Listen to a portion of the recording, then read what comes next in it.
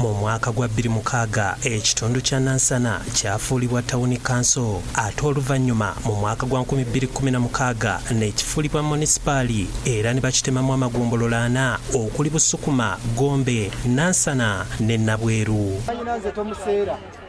Okuva e Kampala okutuuka e Nansana wawezaawo kilomita 10,191 era ekibuga kino kizze kikula mpola. Eggombolola y'e Nansana emaze emyaka 5 wazira oyinza okugamba nti ebyobulamu bigayaaliriddwa anti eggombolola ennamba terina kaabuyonjo ng'era abakolera ku ggombolola eno beeyambisa ezo eziri ku ddwaliro lya gavumenti. Tubadde tukozesa ku toyileti za Uganda Segede ng'ezeddwaliro kati Uganda yakoze gundi yayo esi yayo Segede kibeera nga kitegeeza nti Uganda yeeyawudde naki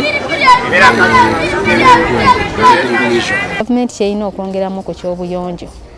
Mbutuufu nze siri bweno naye obunafu bw'ensanze mu Nabweru edivisioni ennamba terina ttooyi bakozesa y'abalwadde kwegamba ttooyi y'abalwadde nebanga nkyafu nnyo ate nga n'amazzi temukola ki temuli. Atwala eddwaliro ly'e Nabweru Hussein Mwanje agamba nti basanga okusoomoozebwa olw'omujjuzo ogubeera ku kaabuyonjo ng'abakyala abazadde batawaanyizibwa ebitagambika nga baagala okwerongoosa. Wesanga nti omukyala azadde ayagala kwetereeza asimba busimbi layini naye water aid bwe yajja ekizibu ekyo kyabeera solved nti kati right now we have a separate toilet erikwe ey'abalwadde bafu. Hamidu Nsubuga ng'ono yabadde mmeeya wa divisioni eno agamba nti obutaba na kifo kimu kikyabalemeseza okuzimba kaabuyonjo wabula n'ategeeza nti kino bamaze okukissa mu mbalirira y'omwaka ogwa 2021-2022 okulaba nga bazimba kaabuyonjo ey'omulembe. Ebiganye tebiganyirwa kuba tubadde twagala biteeka mu nkola